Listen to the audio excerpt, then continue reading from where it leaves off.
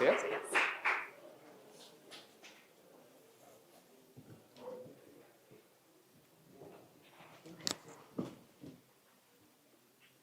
I hope your mic's working.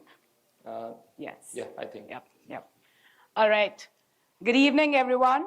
Today's guest has spent over 2 decades shaping how India views cinema. From Cinemax to Cinepolis, he's built brands, scaled experiences, and led through some of the most turbulent times that entertainment industry has seen. Under his leadership, Cinepolis India has grown from a late entrant to a premium brand that operates across 60 cities, offering everything from luxury recliners to immersive 4DX formats. But behind the scale is a mindset, a mix of sharp financial instinct, bold bets on Tier 2 India, and a deep understanding what Indian audience crave beyond content. Please join me in welcoming the Managing Director of Cinepolis, Mr. Devang Sampat. Thank you. It's honored. Thank you. All right. Devang, when Cinepolis entered the Indian market in 2009, we already had some established players who were dominating the market, like PVR and Inox. Yet, over the years, Cinepolis has carved out a strong, unique identity. Could you walk us through the early bets and choices that helped you break into this competitive market? Well, thank you. Thank you for such a flattering introduction. And I was just telling behind to the team that it's always great to meet all of you. Each one of you would love to interact with you more. Please feel free to inject. जो वो college में करते थे पीछे बैठ के comment करना. Please keep that going. We want it to be more interactive than we talking about what we have already prepared for. So no, let's not keep it like that. Let's keep it free flowing. Let's interact as much as you can. Please raise your hand and we'll take one at a time. Yes, one at a time would be more productive for all of us. Yes, so let me tell you a little bit about how Cinepolis entered India. So it's a Mexican chain, as now I'm sure most of you must have studied, and even when we started entering and looking out for an international chain coming to India, which is basically in 2007 when we started doing research. So Patna में गए and वो market study कर रहे थे. Basically 2008 slowdown, I'm sure all of you must be aware about that, what happened, real estate slowdown, and back then there were about 7 multiplex operators. So I mean, apart from the 2 names that you mentioned, there were 7 others, and all of them were thinking biggest movie production country business will only grow from here, and back then this was like an experiment. Many of the multiplex operators started doing business not because they were seeing that multiplex has a business opportunity, but they started doing business because they say that अरे mall बन रहा है, ऊपर कुछ space है, वो space कोई ले नहीं रहा है, चलो सिनेमा को दे दो. From the most remote location that you occupy in the mall, and then Cinepolis was contemplating, because we come from Mexico, and in Mexico, of course, we started, this is like 55 years of our cinema operation, and consistently doing the 3rd generation. The shareholders are the 3rd generation of the cinema operator in the not only in the Mexico now but across the world. So India में क्यों आया? So India में आया क्योंकि precisely because of this session. So one of our chief executive back then in 2007 went to one of the business school, and then जो global operation head थे हमारे तभी back then, who's by the way still there in the system for last 35 years now, and he was doing his study in Stanford, and he went for his executive course. So जो end में presentation बनाते हैं, so then they said, why don't you, make a presentation on cinema? So the two students made a project, and why I'm sitting here and sharing those thoughts with you is the thesis that was written back then, that cinema, if it is there, and if you're so successful in Mexico and in South America, why don't you go, and look at India, the market. So that's how in 2009, Cinepolis thought of coming to India. And it was a huge slowdown. People were thinking that, शायद cinema business नहीं चल पाएगा. Real estate is too expensive, and we had that belief. We studied data and we said, if back then, if China was at par, when you look at screen, the KPI that we track is on a per screen basis. एक थोड़ा mathematic दे देता हूँ मैं आपको. अगर per screen, and let me not give you the exact number, but more or less 3 crore रुपए आप invest करते हो. Everybody speaks Hindi, or should I stick only to English? Anyone who's non-Hindi speaking here or online? Okay, so I'll stick to English. Sorry about a little bit of Hindi before. So you invest about 3 crore rupees, and in 3 crore rupees you take a top line of about 3 crore rupees. In that 3 crore rupees, we say 20% or 25% EBITDA margin and 4 to 5 years of payback. So this is as simple as that. You invest 3 crore, you get 3 crore back at the top line for per screen per annum with 20-25% EBITDA margin. You crack the market. But the factor which came in was the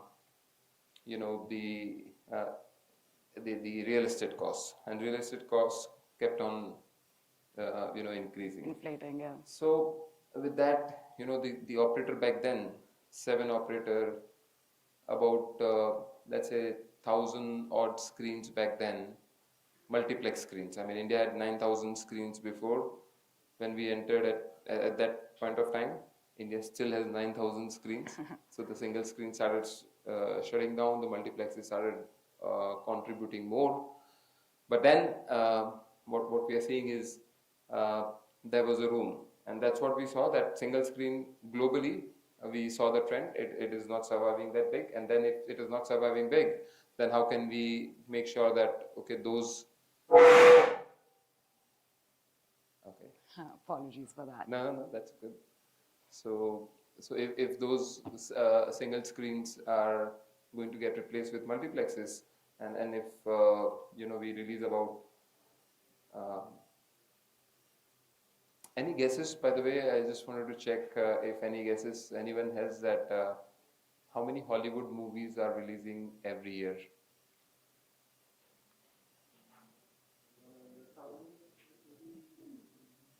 If you can raise your hand and then speak, I think that will be more, so we don't mumble.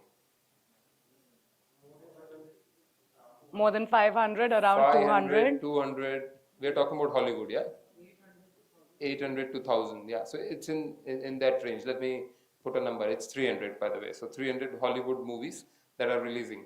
So Cinepolis as a board was used to seeing that, okay, we have 300 movies releasing, which effectively, if you look at, about 6 movies a week, 52 weeks and 6 movies a week, and you have about 300 movies. Now, when we started writing those theses, can you guess how many movies India releases in cinema halls? Let's raise hands. Guesses? Sorry? No, so now not Hollywood, overall. Yeah? 6,000. 6,000, okay. I wish that, but no. So we break our business into week, right? So 52 weeks, how many movies can we release? And on an average, you have 4 screens per multiplex. Sorry? 150. No, we release all Hollywood films, so basically those 300 are there for sure. So yeah, about 1,200. I guess somebody did mention about 1,200 films. So 1,200 films. So for almost 40 years, we are used to seeing, you have 300 movies to release, 6 movies to program, flat programming in 10 to 12 screens. You know, give 2 screens to each movie and done. Done. Here we are saying 1200 titles. I mean, how come? And how come there are no multiplexes? So the potential was huge. Going back to your question, what was our feeling? We were very confident that this country has a potential. And of course, when I joined hand with them, we did a lot of research on where to penetrate first.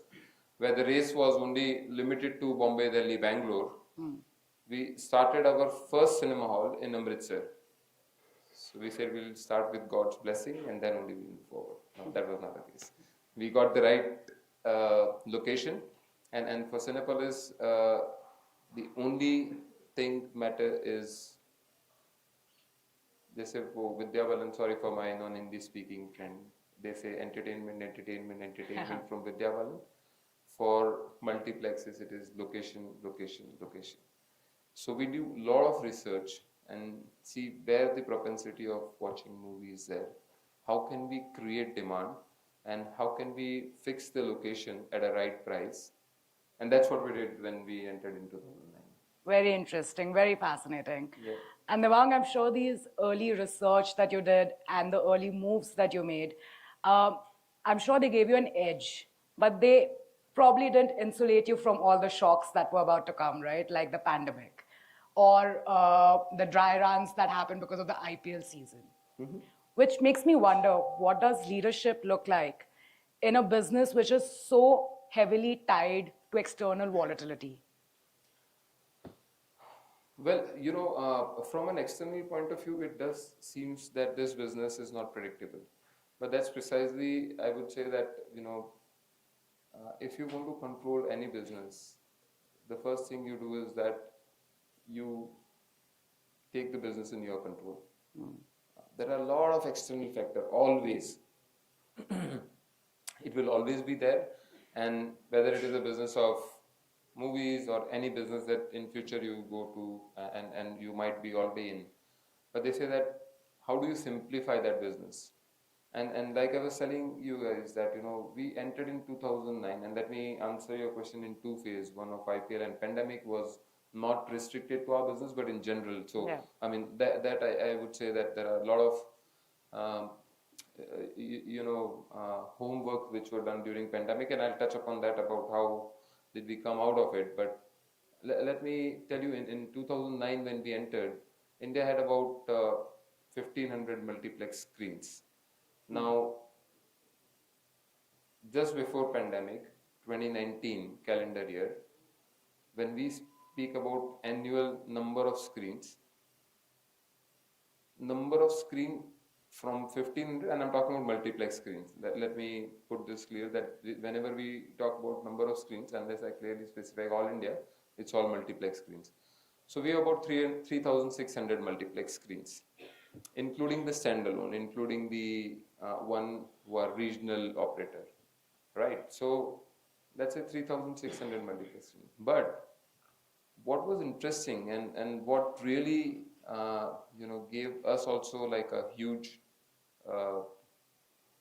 surprise that for 10 years consistent, year on year, whether it is Three Idiot releasing, whether it is Avengers, whether it is Bahubali, which are the highest Hollywood, Bollywood and regional content that we have in the country, irrespective of which movie releases, on a per screen basis, the movie going remains constant. So we have about 120,000 people that were coming to our cinema halls, whether it was 1,500 screens or 3,500 screens, every single year, plus minus 5%. Of course, your ATP and your SPH, ATP is average ticket price and SPH is spent per head on F&B. That, keeps going up because of inflation and because of, the things that we keep doing. I mean, initially used to sell like a packaged food to now a gourmet food. And most of us has a complaint about popcorn pricing, which we'll not talk about today because it requires a much longer discussion, but that's about business case. But then, those controlling the KPI about how the business is moving where product is not yours. You don't know what Vidhu Vinod Chopra is thinking tomorrow, or you really don't know what Rajamouli is writing a script about, and when this will see the light at the end of the tunnel. So the product is not in our control. But even when the product is not in your control, how do you still control the controllables? And that's where we say that number of people coming for a movie, and pre-pandemic era, we were very clear that, and we had the data. We, kind of really did study in a given catchment how many people are watching movie and how many people can further watch movies. Once you control that, the rest of the other decision making becomes quite easy. Of course, in a competitive market, you have to be focusing on customer experience.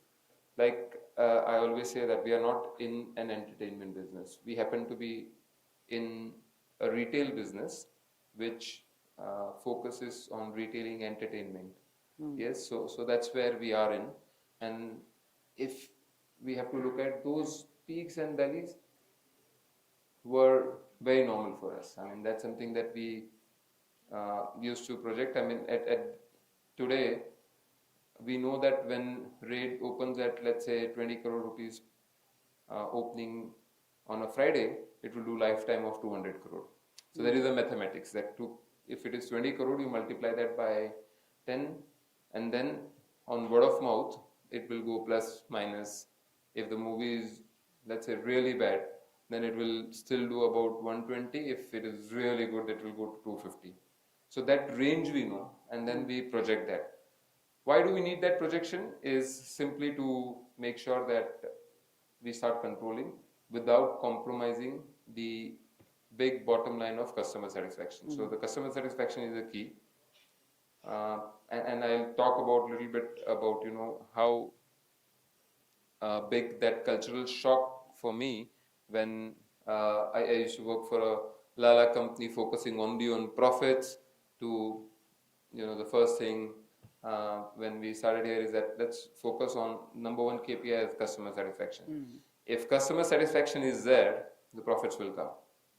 And of course, you need to keep checking your P&L to see what you can afford to give and what business you are in. And that becomes quite let me choose the right word. I mean, if you are able to project your business, then you will make sure that all the expenses are in your check, in your control. So if there are 1,000 people coming, how do you make sure that you're preparing for 1,000 people? And in the same month, in a second week, if you have 10,000 people, how do you make sure that you have prepared for that 10,000 people? So making sure that you project your business in the right way, you project your KPI. Of course, there will be surprises and miss and hits, but those are exception. And once you have your business in control, once you have your KPIs in check, I think it's much easier for one to sail through all the peaks and valleys.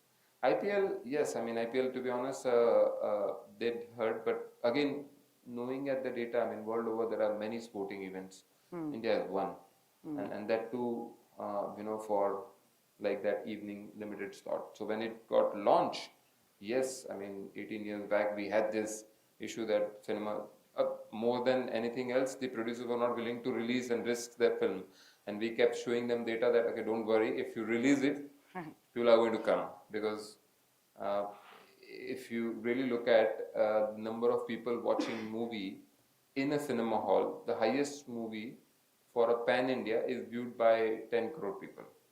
In a 1.5 billion population country, if you have 10 crore people watching movie, those exceptions will always, and they will come for movies for sure. Of course, it took a couple of years for us to convince producers that don't worry, we'll support you, we'll make sure that your product gets right visibility, but let's get going, because if you don't release it and if you leave those 45 to 60 days window empty for movies not to release, then for balance of the week when you want to release 1,200 titles, it becomes quite difficult to for other producers to justify their product. So those huge turbulence will come, but the bottom line again is how do you project the revenue, and based on that, if you manage your expenses well. I mean, there is no rocket science. It's like when and this is quite a famous saying within our organization, that if your earning is 100 and for whatever reason that 100 becomes 80, you immediately, what you do is that call the meeting with your spouse and then say, it's not 100 anymore, it's 80, let's realign our expenses, probably cut down on foreign tour, cut down on the luxury. Then when first luxury gets knocked out, and if it goes 120, what do you do? So, and it's not that difficult, meaning running a business, than running your own house with the earnings that you get. So I think if you simplify that easily with projectable income that we have, then it's not a big issue.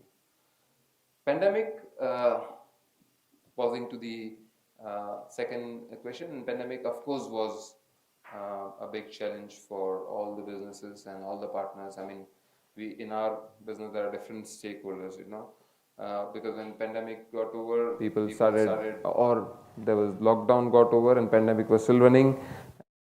People started running online sales. People started doing, whatever inventory they had, sell it at a discounted price. We need cash flow, but unfortunately, we were the first one to close and the last one to open, and that too state-wise. So till the time you don't have all the states giving permission, no producer want to expose their content and release it. So it was a tough time. But then what we believe is in data. We appointed BCG. We asked them let's do some research, online research, but let's see where we are going, how we are going. We worked different dynamics with our, partners, with production houses, with mall owners, with our housekeeping agencies, with our security. We told them where we are going through. And I think what works best during crisis is to be transparent. I mean, if as transparent as you can be with all the stakeholders, I think instead of one working against other, if you work together, it gives us one fruitful result and a different kind of strength. So that's something which really saved us coming out of pandemic. We then knew that, okay, it's not going to be the business like before. The number, if you guys remember what I spoke about, we knew that 120,000 people were coming to our cinema halls every year, plus minus 5-7%. That, continued. But we knew that, okay, there will be a 20% dent because there is going to be habit change. People are now going to get hooked onto the OTT platform. And then, when we knew that, okay, when we were aware about, or we projected that now that 20,000 people are going to go, then, we again realigned, like I was saying, that expenses. But we can keep crying that we lost 20%, but the good part is even with that 80% footfalls, which we know that balance 20%, the frequency will increase. But even with that 80% footfall, if this business is great and is only going to grow, we decided to invest. And Cinepolis is the only company which increased the capacity by 50% in cinema space. No other company was investing. Where we invested and we kind of increased our capacity from 300 to 450 screens. So we are waiting for, of course, we made sure that our real estate cost is in check, our other expenses are in check, and then if the revenues are not coming as per how we are projecting, then the downside is protected. But then, since we agreed that this business has a potential, continue investing and continue growing. So yeah, I mean, all the crisis brings an opportunity. Absolutely. And that's what we thought it was. And whether it was IPL, we started screening IPL back then, so that was an opportunity. We saw COVID as an crisis, of course, realigning the thoughts and then continue rolling. Very interesting. And Devang, you spoke about after COVID, there was a little bit of a hit in the number of people that came for cinemas. So the way the audience engaged with cinema changed. What was Cinepolis doing in terms of marketing strategies? How did you evolve the outreach that you had to kind of keep up with that changed landscape? Yeah, so initially,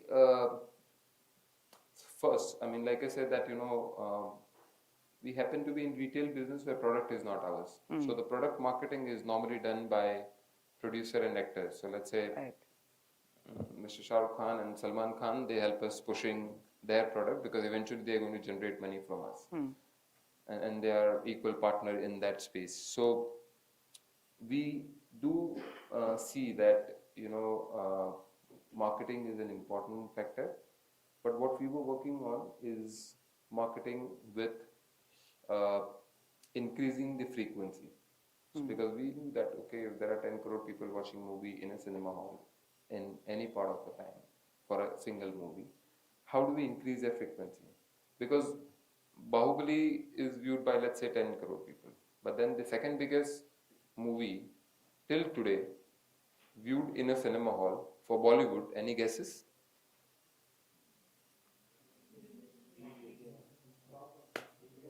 DDLJ, Three Three Idiots. Idiots till today.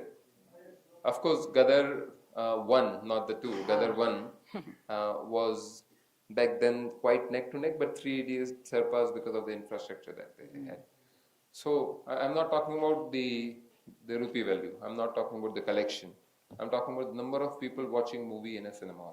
So we work very closely, and then we were there last. As many of you might know, there is a conference or the initiative launched by Prime Minister Narendra Modi ji to see that how this entertainment space can get a right platform. And there is a conference called Waves, which Correct. was launched, and we were discussing precisely day before yesterday on this Waves, that how do we, get more people start watching movie in cinema hall. And one of the uh, very interesting point that came out, and if you guys get a time, please do watch that video which is there on YouTube by uh, our Prime Minister. That I mean, he came, he spoke about entertainment in general, right from production to gaming to OTT to everything. But one thing he commented is that why cinema hall is not working is what we need to check. But uh, I used to watch movie on a large screen, and now in space of multiplexes in the same area, you are making 4 screens to give more option, but your cinema screens are decreasing. I was super impressed that probably the 20 years that I spent in the cinema hall is nothing against the guy, and he spoke everything without any notes for 45 minutes, and he kept on talking about how do we expand, how do we grow. So the number one challenge that we had before pandemic was to not only recruit but also increase the frequency. Now uh, we have is recruit. People have lost touch with cinema halls. People have kind of seeing that okay, this movie is anyway going to come to OTT. Why should I spend time? Or probably even they are not bothered about watching movies. 20% of those audience, 80% people have understood that human are social, they want to go out, they want to enjoy the movie, and they're coming back, and we are making sure that we give them the best experience. But since marketing is not our foray, what we are trying to do is, when I say our is as a platform, because we are more like you decide which movie you want to go, and then second question comes, where do you want to go? First is always that I want to go for this movie. So if that is a question, then we say that let's continue to focus on recruitment strategy. Let's continue to focus on how do we work on our data. We strongly believe in data. We strongly believe in behavior changes. How do we make that behavior change? How do we, give our customers what they want is something uh, that excites us in marketing.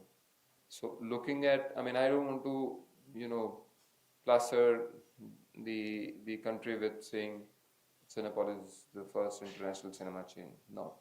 And I want to say that we have the best customer experience. Watch Raid at Cinepolis near you. That's something that took a lot of time for us to internalize that. come up with those ideas and then position ourselves. So marketing is, yes, definitely required, but then at the same time, how do we analyze those data? And then uh, since we have very limited marketing budget, I mean, many of you might not even look for cinema space if I tell you that we spend less than 0.5% of our top line on marketing. So no, we don't do that. So what we do is that our customer is our marketeer, and if we give them the best experience, they'll keep coming again and again. Very interesting. Devang, you're speaking about how for audience, movie viewing is not just movie viewing now. It's more of an experience that they want. Right. So let's talk about that a little. How does Cinepolis approach designing this experience which justifies the time, the ticket, and the trip The popcorn. and the popcorn? Yes. Yeah, so no, I mean, like I said, that once you decide to go for a movie, then it's all about where do you want to go and watch your film. And we are a strong believer that we have to, as an exhibitor, our responsibility, and like I was telling you, that we need to capture our KPIs in check, and we believe that every time, every single time that you come to a cinema hall, you want your experience to be nothing but the best. Right. Right from booking tickets, like when I was joining this industry right after my graduation, not even my master's, after my graduation, and then when I was joining this industry, because I got a campus placement back then to Citibank, and I was not enjoying it, and then I said that what should we be doing in this space? And my neighbor was running a real estate company, and in that in Maharashtra there was a rule that if you demolish the single screen, then you have to build or retain at least 1/10 of the seating capacity.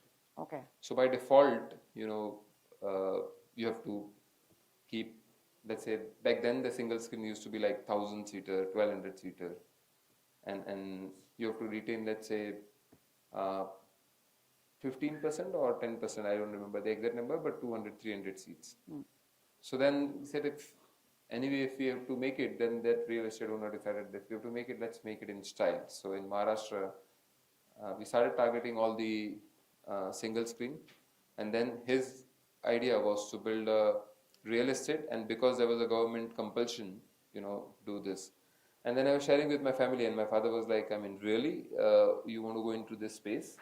I mean, what would you do? I mean, the only thing that you see when you go to cinema hall is like a black marketing, right? So, and then I wish those days comes back again, but no, I mean, that's not the case. It's now from, as I call, a journey from back marketing to loyalty program. Yeah. Now you have to reward people to come to cinema hall. Before you were like selling movie tickets, you go and mostly you are buying in black.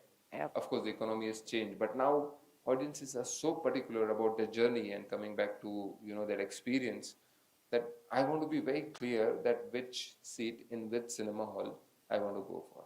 If I don't get an aisle seat, I will not go for a movie. If I don't get like a middle center seat, I will not go for a movie. That's what we receive as a comment. So, I mean, of course, we work with Book My Show. I mean, me and Ashish Emrajani used to go travel in like a motorcycle to, because there was a manual ticketing back then, and travel to cinema halls to see that how can we make this online. And of course, Book My Show has a great contribution towards how they made cinema viewing experience, a journey so Absolutely. easy, but it took time, and from the time you conceive, that's of idea of watching movie to how you want to go now is different. Just before pandemic in 2017, I was in one of the college and I was saying that India is a sweeping economy. You give 10 rupees offer here, and then they'll go and switch. There is no loyalty. India is a tolerant economy. But in the space that we are in now, it's not the case. While they are still, switch, I mean, there will be a switch for a 10, 20 rupees of price gap, but then tolerance is not there. And which we are very happy about, because we kept on focusing on that space, that experience, right from booking tickets to every single time you go and occupy that chair, you want it to be clean, neat, you know, and to a level that we kept on doing the studies. So if you go to, I don't know how many of you visited any of the Cinepolis near you, but then uh, we have vinyl right below the chair, where uh, world over, not only in India, the concept was that let's put a very fancy carpet, it should be like a cushion, like how you see it at the airport, and then it has to be nicely laid. But then we saw that every single show has two or three sippage. I mean, you'll have Coca-Cola going down, you'll have popcorn going down, you'll have some, F&B item, and then it's not easy to clean, which basically means more time consuming, and the next customer who's walking in is not going to get the best hygiene seat.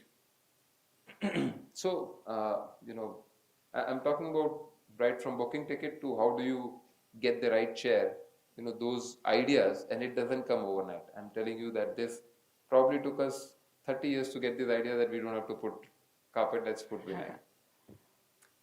And this idea also, because we done a lot of intern program, came from one of the intern. So that's something which, gets us motivated to see that even after 30 years, you always have a room to improve and adapt to what customer needs are. If they were tolerant before, that doesn't mean that they will always be tolerant. Let's not only give them what they're expecting, but go beyond the expectation. And that's something that, really gives us that boost, gives us that kick to see, let's continue to focus on improving the customer experience, and that customer experience is nothing but the best and forward looking. What they would expect tomorrow is something that you have to start thinking today. And how can you improve their journey for movie watching tomorrow? If you start, focusing on those things today, you will never run behind. Otherwise, you'll always be behind. It's not that you're competing with your competition. No, you're competing with yourself to make sure that every time a customer comes in, you give them nothing but the best. And for that, let's keep on focusing on what next. So, right from booking ticket, going to give them the best chair, the best F&B experience. To we just finished that the fresh room competition. So when you go to the washroom, it has to be nothing but the best again. And then going back, now we are talking about, because when we entered in India, we had hi Anshul. That Anshul is going to give you some Hello, homework. Anshul. Yeah. So it's not about giving the F&B product, like I was saying, that the F&B product when we entered was like a packet samosas and the packet sandwiches, and we've evolved a long way. We came with the concept of coffee tree. Now the idea behind coffee tree was that you sell all the gourmet food there, all the long lead product there, and then fast moving product, which is popcorn, cola, nachos, at one counter. We call it concession. So it's concession and coffee tree. And now, 50 years down the line, after having those concepts, now customer, we are seeing that everything is online. We don't need those queues. We don't need. We are launching a future-ready cinema. In fact, we've launched a couple of cinemas already, one in Mumbai and one in Bhopal, and those are. And now we're launching one in Patna, which is going to be like everything on your app. So you don't have to really physically go to cash counter to the coffee tree or concession, which was our strength, which we then evolved to say now everything is an app. So the only time you have to go to the counter or queue is to pick up your order, and that's how I'm saying evolve. So keep adapting, keep evolving, and make sure that the customer gets what they need. That would change the game. Interesting. And Devang, you're talking about experiences, formats. Cinepolis is a global player. You're present in about 19 countries.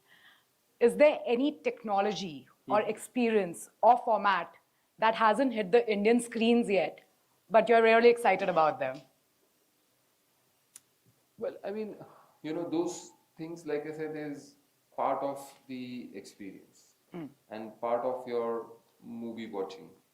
We were the first one to launch 4DX in India when we started our uh, the second biggest plex in the country for us, and the biggest uh, in Thana in Mumbai Right.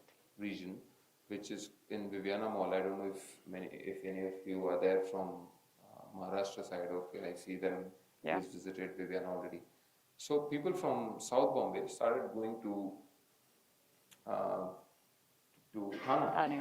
and from Bandra people started visiting Thana. So and I was like, wow, it was shocking to see that the biggest collection for any Hollywood films were not coming from Mumbai Metro or Delhi or Bangalore, but it was coming from Thana. It was quite shocking. So yeah, those technologies, they do help, but that's momentary. I believe whether it is 4DX, whether it is IMAX, whether it is the real D 3D technology that we launched, all of those are momentary shift. Of course, you need to go with them. Of course, you need to work with. I mean, we work very closely with our partners like Barco, who supplies projector, with our sound partners, uh, which is Dolby. But then we also make sure that those technologies are homegrown. I mean, every time you rely on third party for your business, anyway, your product is not in your control. Now, you don't want to be dependent on technologies to, switch and take another control of the business. It does help, but I would say those are momentary, and technology wise, what we believe is whatever we show inside the auditorium, whether it is chair, projector, sound, it has to be nothing but the best. The cost of building per screen in India, or I'm talking about only auditorium, is same as what you build in US or in UK. Why? Because and that's the change that Cinepolis brought, because when we came in, there were projectors with that reel, and then one show, first half of the show was running, and let's say a cinema across you, and the second show was coming here. So it's like a film, right? So let's say an example of rate that I gave you in this week. So first half is, let's say, running in a cinema opposite you, if this is a cinema hall, and then the second half is running here. The programming used to happen in such a way that there used to be 10 minutes gap, which was interval, but then in that 10 minutes, the bikers used to run around Change the reels. to change the reel. Nice. So you have to evolve with those technology, and formats, I believe, is just one part of it. But then in Audi experience, when we came in, we said, let's make it everything digital. Of course, back then the technology was available, and then partners like Barco and Christie did work with studios to see that how do we optimize the costs, because technology eventually helps you optimize costs as well and give a better product and better I would say an experience. So I'm not too excited about now we have launched this 4DX. I mean, they are great partners. I love them. I love watching movies in IMAX as well. But what I see is that in auditorium, if you give them nothing but the best experience, those technology and the formats, they contribute hardly. I mean, for an India, it would be like less than 2-3%, and for a multiplex chain, it would be about, let's say, 7-8% uh, of the overall top line. So, of course, more you install, more returns it will give, but that's not the idea. Idea is to see that your own product, how can you adapt to the best technology available and give them as a basic thing.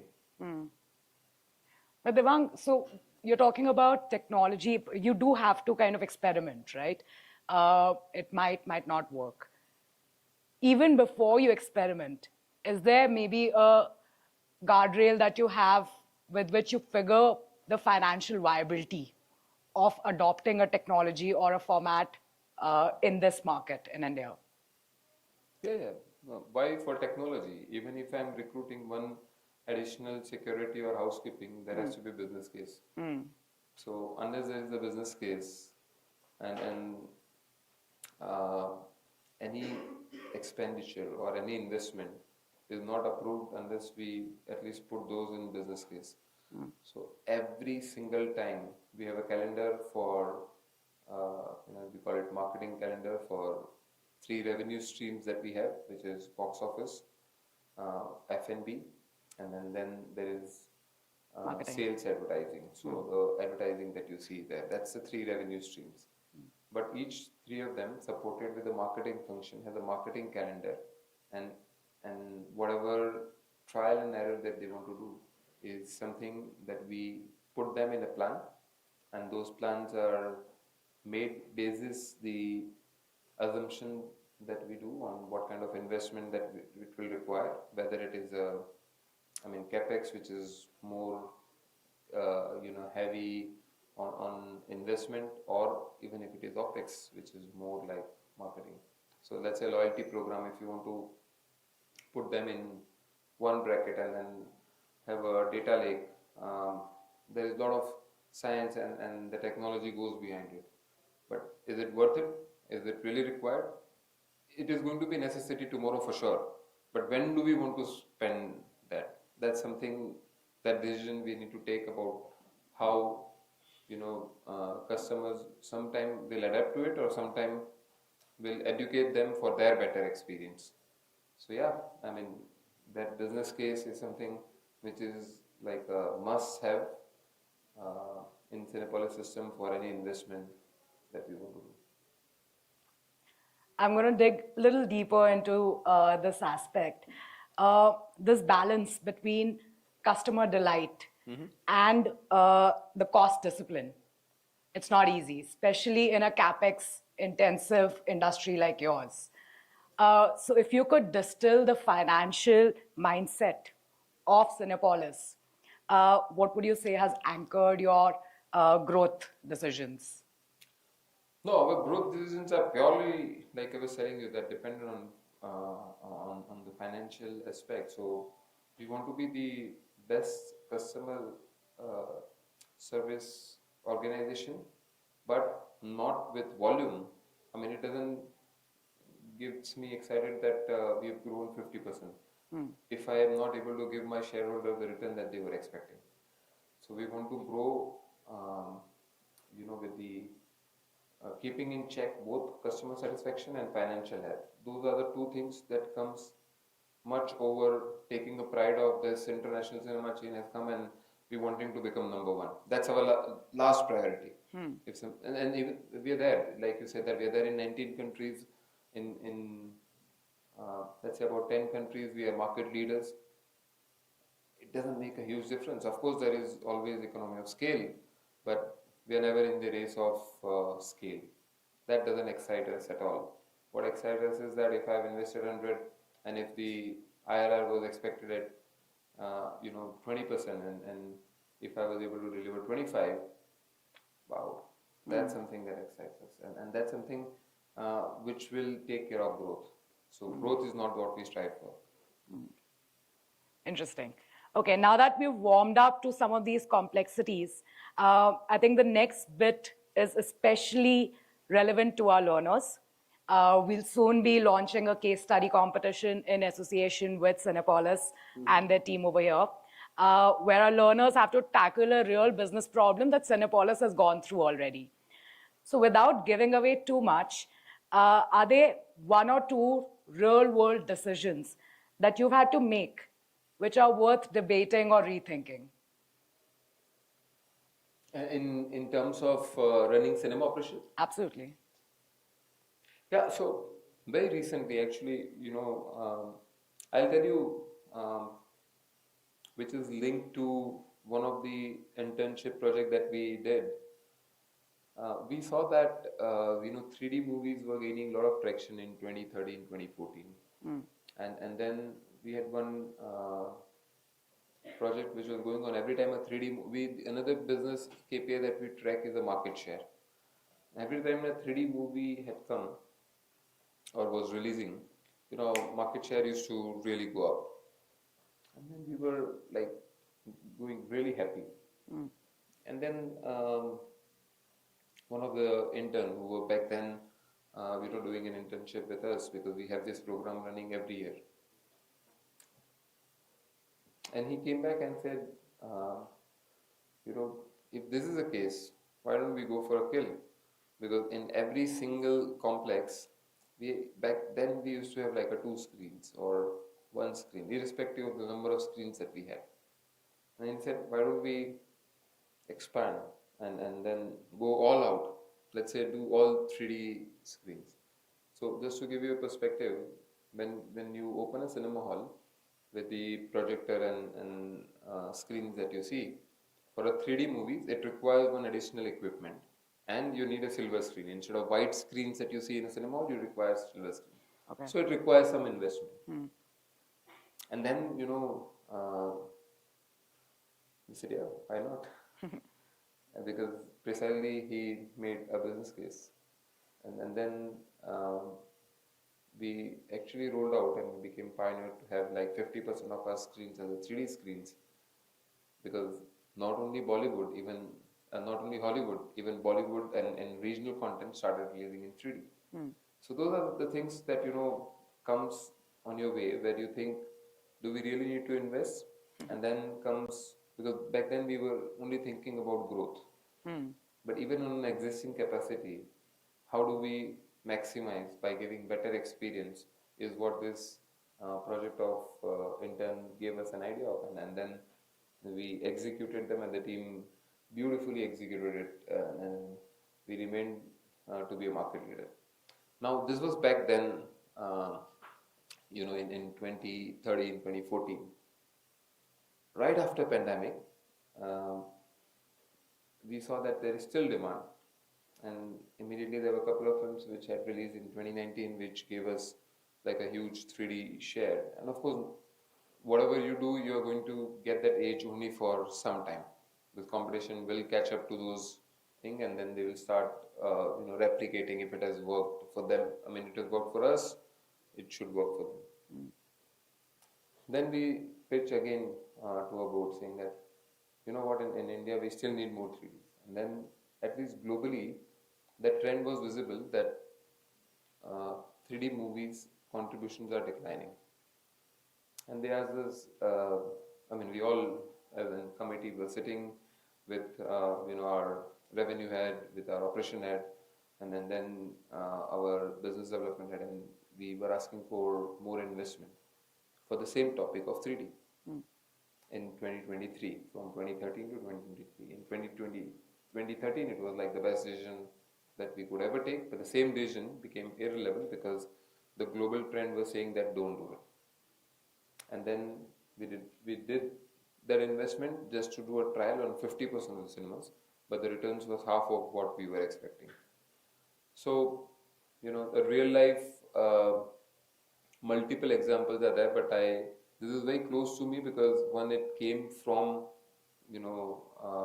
programs like Internship, and then it was successful. But what is successful back then not necessarily will remain the relevant in the moving market like this. So you need to quickly adapt to a moving situation, and then give them what they really want, and keep looking for data, keep looking for customer feedback, and then deliver exactly what they're looking at. Absolutely. What's this internship program that you've been talking about? So every year we have 2 programs. So one is we go to the campus and we give them campus placement for 8 weeks of internship. It's very led by our HR team, and it's the program where we give them platform and give them a topic to work on for 8 weeks without influencing any of their ideas. So it's like an open topic given to them.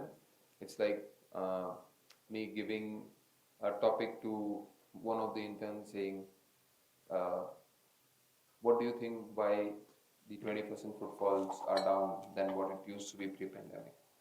And then, no frills. Then, you keep on asking for data, and the intern keeps asking for data, which we are willing to share, but not influencing, because we feel that it is because of OTT. Now, is it really? or we feel because of behavior change. So not only to find the problem statement, but to also give solution. And what we need is like a fresh brain to think apart from what we think every day. So that program we run it quite effectively. It's been ongoing for more than a decade now, and been quite successful both for us and for the college campus placement, because they give, and we run it very efficiently and very professionally to see that it adds value to intern who's interning with us for his future, and at the same time, it gives us those fresh ideas. And many of and actually, now that I'm thinking, I mean, my current revenue head was like an intern with us like few years back.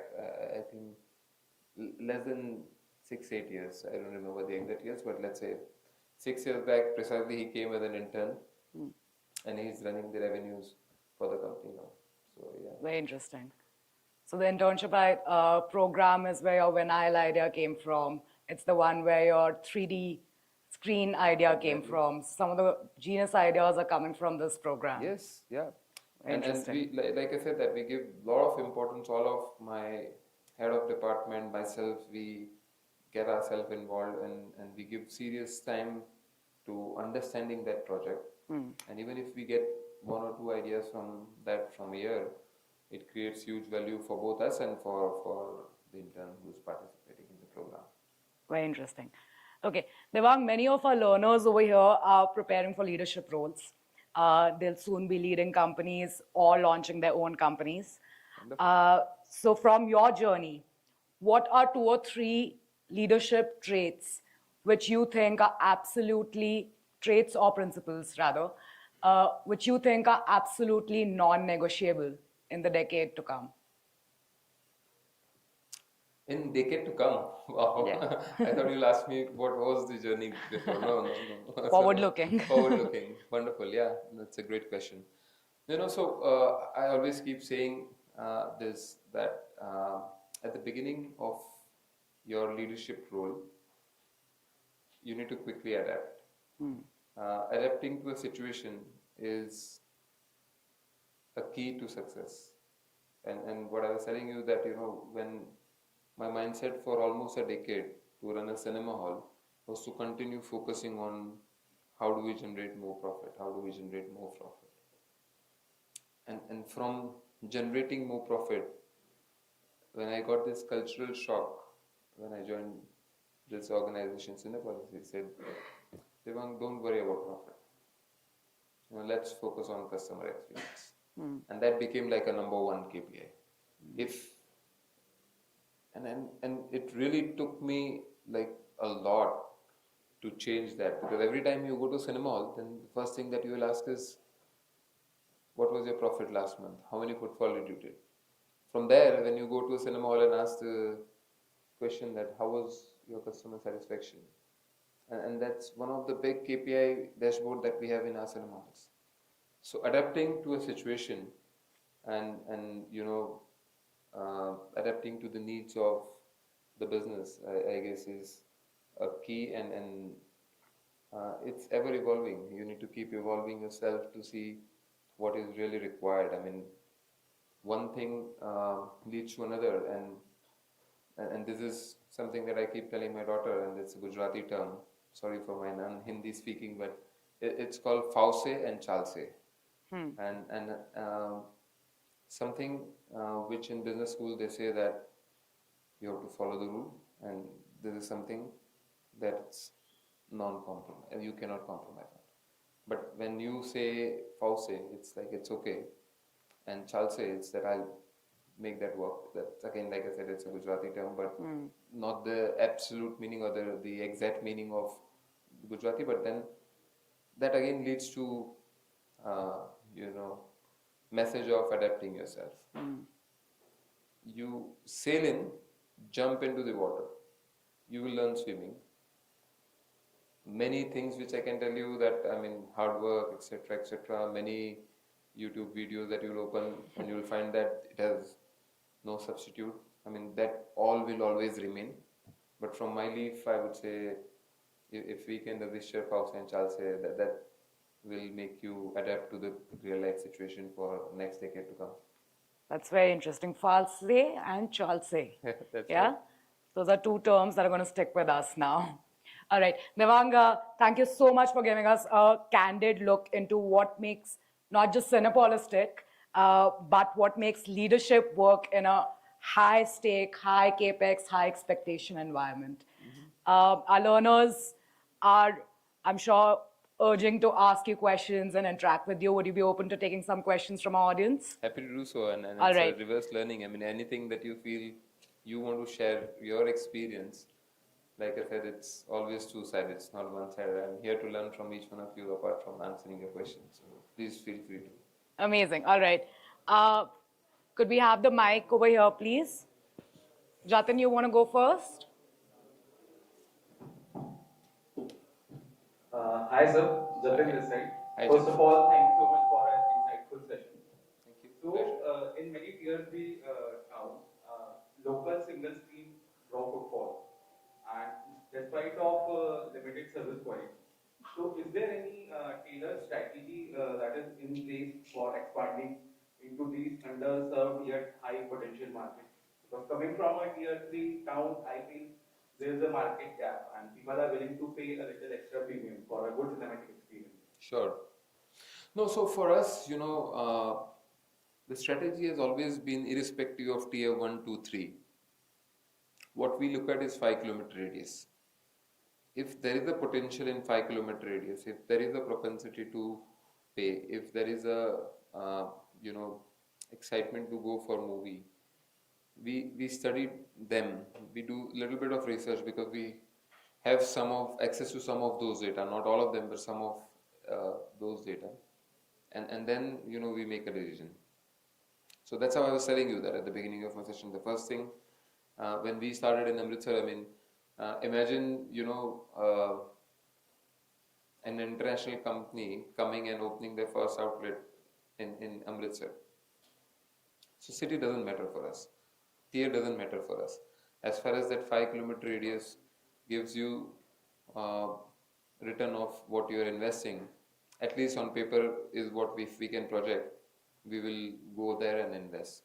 And you're so right. I mean, especially we were shocked, like for the longest time, the property that we opened in Patna, I mean, of course, I wouldn't call them is like 3 or 4, but let's say the huge population and not a single multiplex. And we had like exclusivity of running multiplex in Patna city for almost like more than 10 years.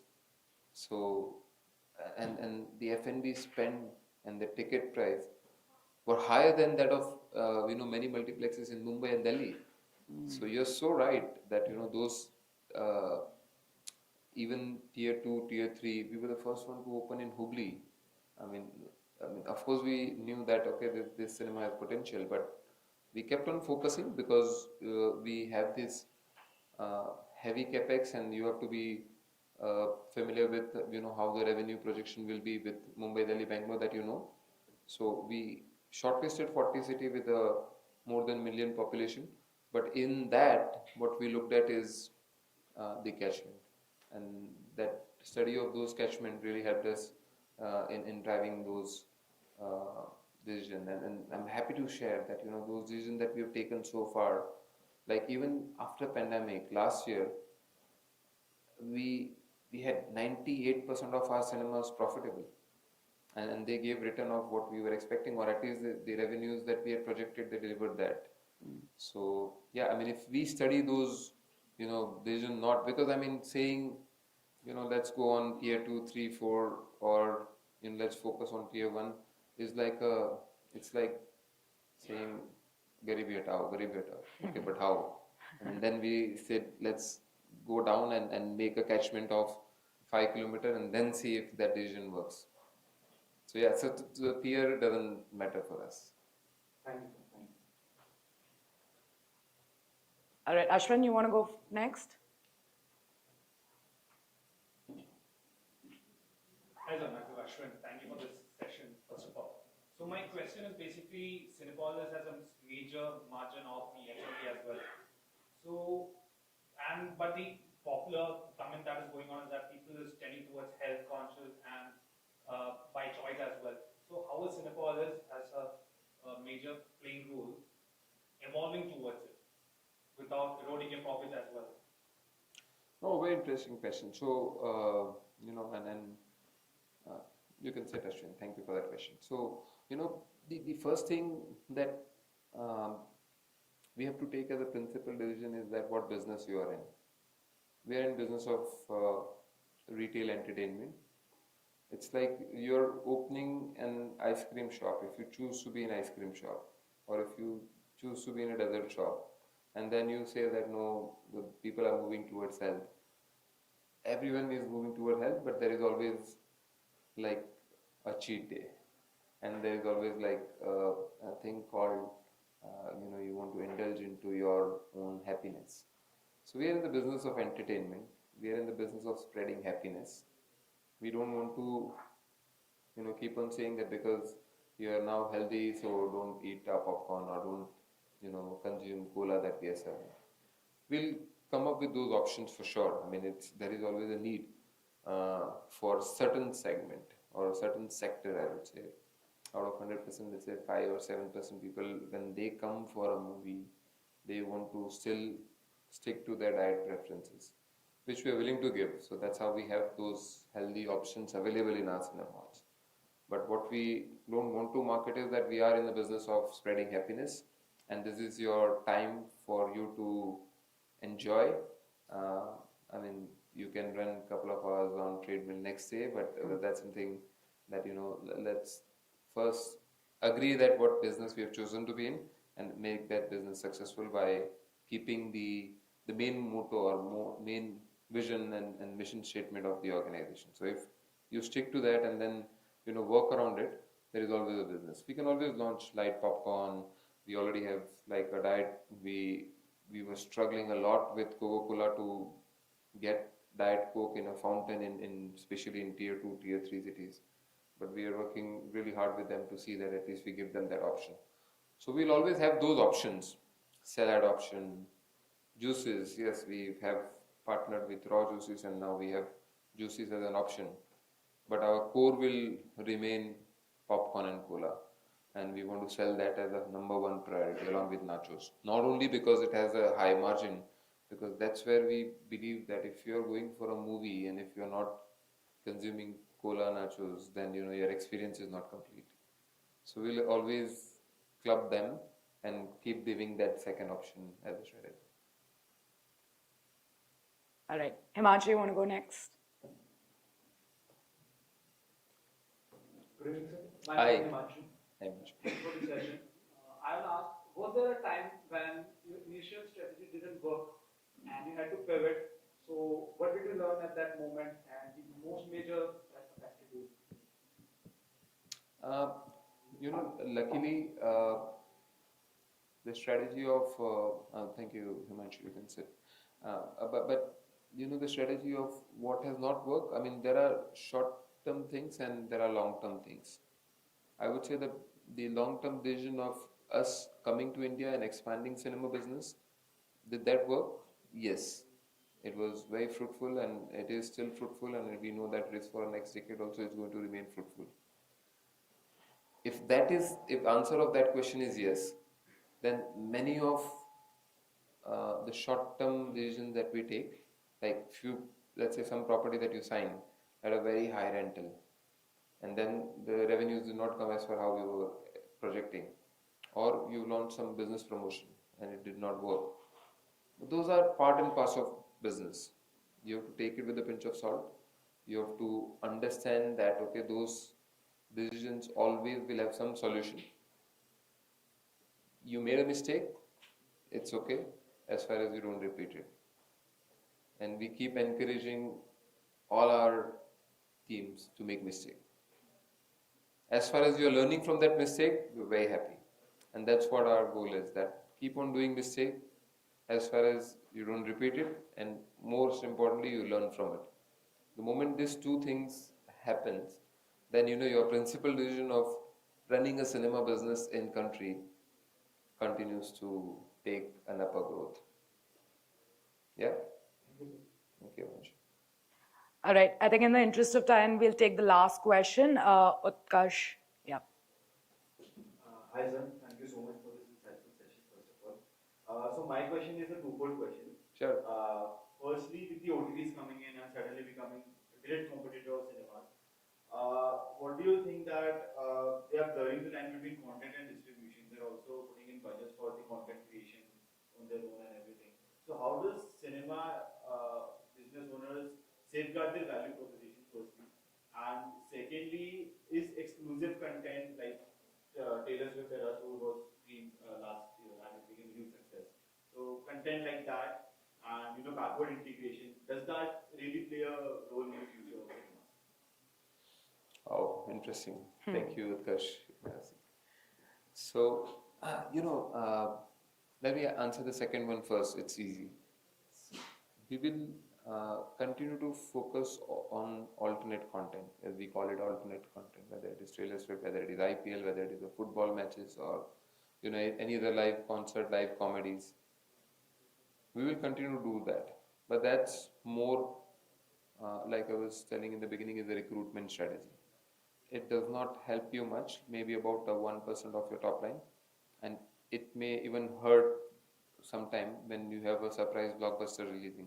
Let's say if I'm playing IPL, just to give you a live example, and if Raid becomes super hit, which has become now, so if uh, if that being the case, running an IPL at the cost of Raid is hurting me. Whether to do this or to continue playing with Raid is something, that decision that we need to take. But somewhere, this works beautifully as a marketing platform. All those alternate content is the strategy where, you don't have content. When we spoke about 300 Hollywood titles versus we released 1200 titles. Now, the dearth of title is not there, at least in India for now. But we do keep, re-releasing films, and then they sometimes become more bigger. Last year we from discounted day and those re-releases contributed almost 6% of our footfalls. May not be revenue, but footfalls. But that helps in the strategy that we want to currently focus on, which is recruitment.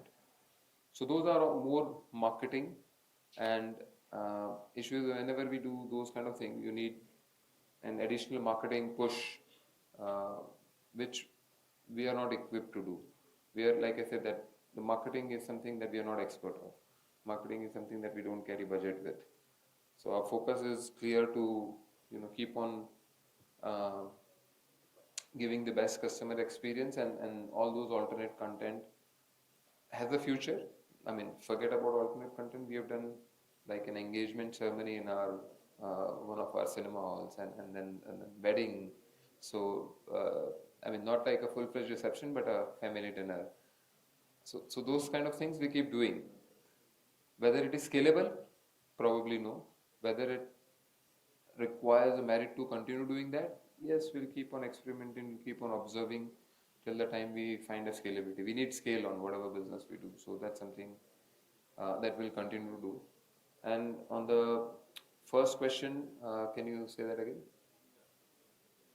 Sure. So it was basically that with all the OTT platforms coming in and Yeah, of course, the famous OTT question. We believe that OTT has really helped us, and I truly mean that, not for saying it in a public platform or in a open forum.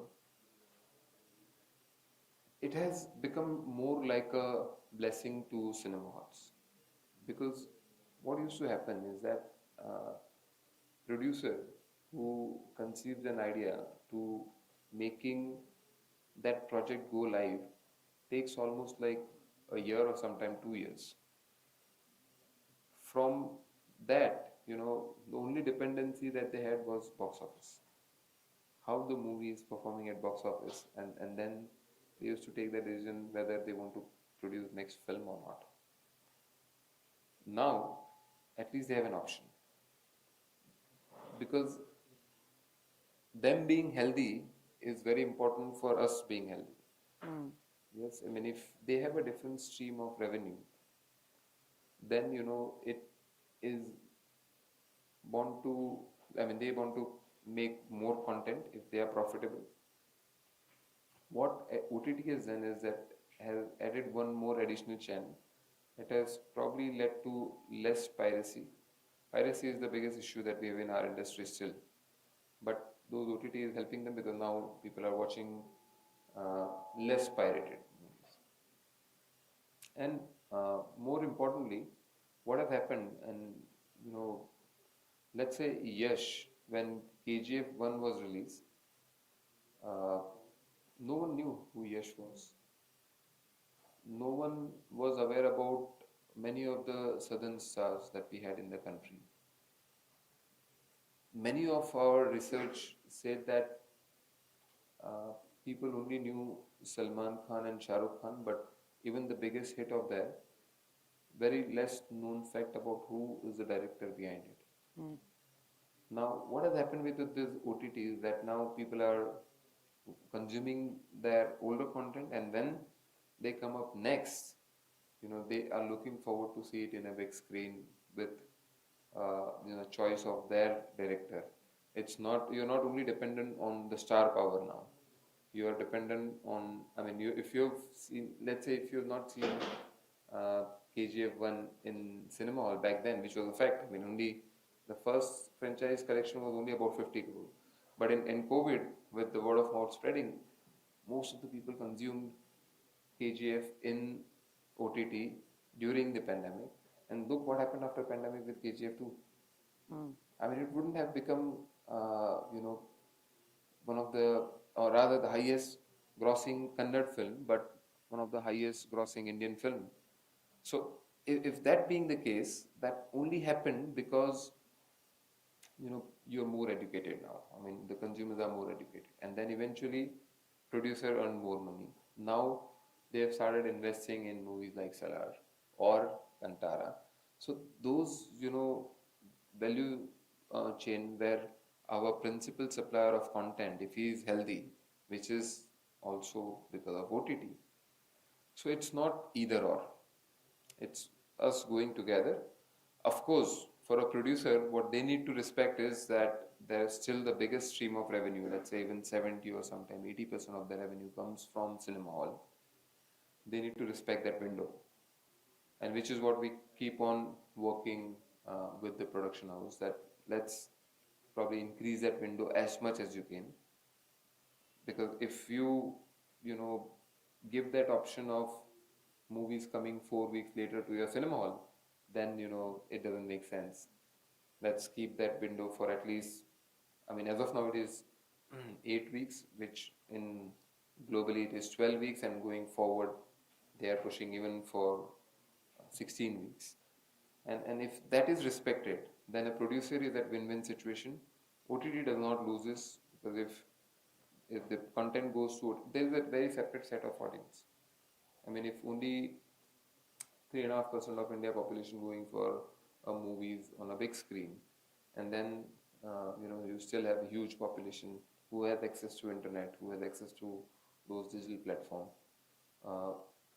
Clubbing them together gives the revenues to the production house. It will continue to remain like that. So OTT is not a competition. We like OTT. We want them to be successful. We give them all the good luck, as far as they respect our window. Amazing. All right. Thank you so much, Devang, for Pleasure. spending this time with us and for answering all the questions. We are going to now move on to the last segment, the very exciting segment where we're going to be launching officially the case study competition in association with Cinepolis. We have the team of Cinepolis over here, and we will have Mr. Anshul Yadav, who's the General Manager Box Office for Cinepolis India, who will now be taking the stage to officially brief you on what the case study is. I will introduce Anshul, but I will say thank you and goodbye to Devang meanwhile. Thank you very much. Thank It you, was Devang. great seeing you guys. Wish you good Thank luck. you. It was amazing. Thank you. All yours, Anshul. You want mic? Sure. All right. You need to give this mic to him. While Anshul is getting mic'd up, let me very quickly give you a brief about Anshul. Anshul has about 13 years of experience in corporate strategy, P&L management, business development, and strategic alliances in the automotive and cinema exhibition industry. He's an electronic engineer with an international MPA from IPADE Business School in Mexico and London Business School in UK. He has been associated with Cinepolis for over 6 years and is currently leading ticketing revenue strategy, loyalty program, and strategic alliance function for Cinepolis India. In his previous role, he assisted erstwhile MD, Asia and Middle East, in achieving corporate strategy, analyzing M&A opportunities, tracking and reporting KPIs, and driving strategic initiatives across Asia and Middle East. On a personal front, he is married and has 2 lovely children. His interests include learning about tracking financial markets and traveling to new cities and countries. Welcome, Anshul. Thank you very much. Have a seat. Hi. Good to meet you. Same here. Please. Thanks. All right. Anshul, the stage is yours. Please let our learners know what the expectation is from them, and you could probably talk about the case with them. Sure. Thank you very much. So I believe you guys had the opportunity to go through the case, which is KSA, $1 billion opportunity. And though some of the numbers and details in the case are made up, but this still captures the gist and the grimness of the situation, say, that particular region was facing. So like Devang already mentioned, like whatever we do has to have a business case. So if I talk about KSA, I mean, most of you would be aware, has been a country which has been, slightly closed in terms of culture and social reforms. And then when the world economy started opening, I think KSA wanted to say, replicate the success of their neighboring country, UAE. So they wanted to become more open in order to, say, attract expats from across the globe. And they came up with a vision 2030. And in that vision, they said that, okay, we will reintroduce cinemas into our country. And then there was a lot of buzz around it. We had lots of reports. Some of the reports, say, from some of the big consulting companies mentioned that the market opportunity is going to be $2.5 billion, right? To give you a context, the box office revenue from, say, the cinema exhibition has been around $42 billion. So then you can understand that one country having the potential of $2 billion, say, by 2030, what does that mean for all the big players, in the market? With that background, say, Cinepolis being one of the front leader in the cinema exhibition space, we thought, okay, why not take this opportunity? And we started working on the business case to enter our KSA market. So we started looking at, say, all the market dynamics, what would be the competition, all the things that you learn, say, Porter forces and, what is going to be the competition, what is going to be the Canva model, we worked on all of that. And Cinepolis decided to be one of the first entrant into the market. So we entered into the market, we started investing, but then the reality was very different than what we were anticipating. Ignore that. That's No, okay. fine. So business case is, say, made, the strategies are made with the best information that is available with us. But then as